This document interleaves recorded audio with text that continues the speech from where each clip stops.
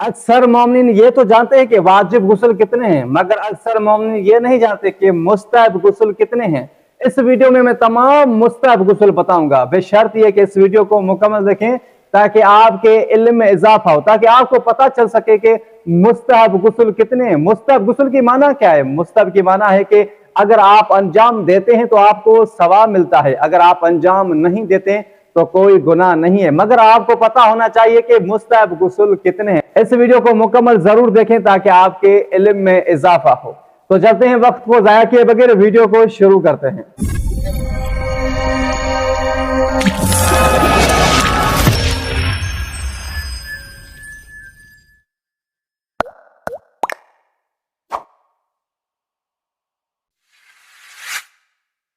औज़ु बिल्लाहि मिनश शैतानिर रजीम, बिस्मिल्लाहिर रहमानिर रहीम। अस्सलामु अलैकुम व रहमतुल्लाहि व बरकातुहू।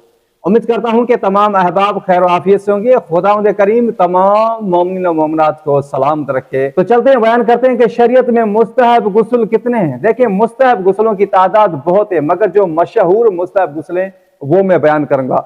सबसे पहले जुम्मे का गुस्ल, ये मुस्तहब है। इसकी बहुत ज्यादा ताकीद है कि आप जुम्मे का गुस्ल जरूर करें, इसकी बहुत ज्यादा फजीलत है। उसके बाद माह रमजान की पहली तारीख का गुस्ल 17वीं, 19वीं, 21वीं, 33वीं और 24वीं रात का गुस्ल। उसके बाद ईद उल फितर और ईद उल कुर्बान का दिन का गुस्ल, यानी ईद उल फितर और ईद उल कुर्बान की जो ईद आती है उनके दिन का भी गुस्ल मुस्तहब है। उसका वक्त सुबह की आजान से सूरज गुरूब होने तक है और बेहतर यह कि ईद की नमाज से पहले कर लिया जाए, ये मुस्तहब है।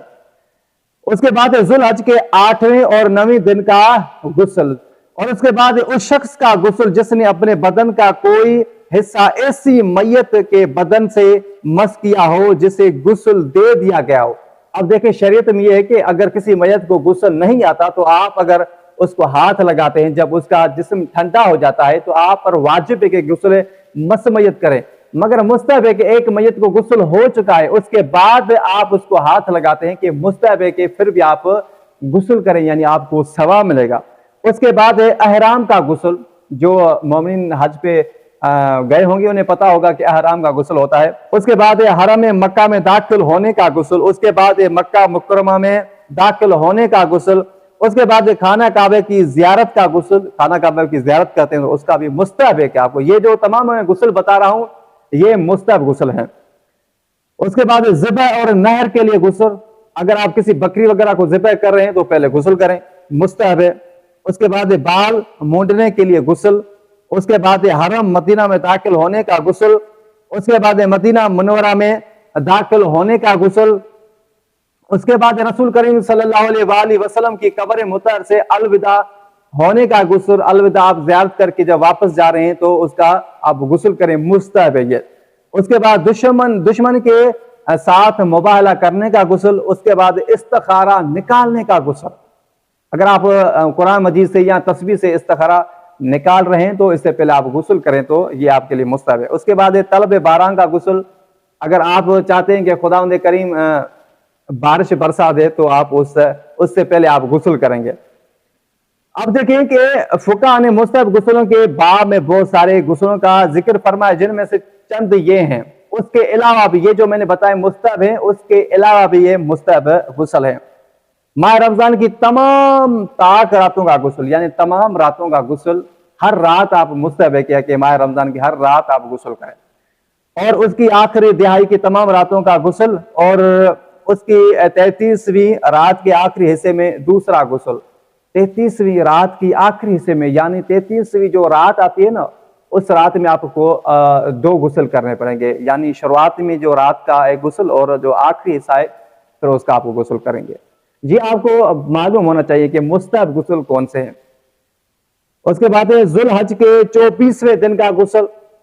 उसके बाद ईद नौरोज के दिन और 15वें शाबान और 9वीं और 17वें रब्बिल अव्वल और जुल्कद के 25वें दिन का गुस्ल, यानी ये जो रातें बताई इनका गुस्ल मुस्तहब है।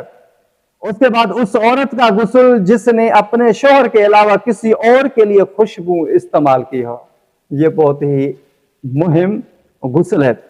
एक बीवी है, एक लड़की है जिसने अपने शौहर के अलावा کسی اور کے لیے خوشبو لگائی ہے تو اس کے لیے مستحب ہے کہ وہ غسل کرے۔ اس شخص کا غسل جو مستی کی حالت میں سو گیا ہو، مثال نعوذ باللہ اگر کوئی شخص شراب پی کر سو گیا ہے، مستی کی حالت میں سو گیا ہے، تو اٹھنے کے بعد مستحب ہے کہ وہ غسل کرے۔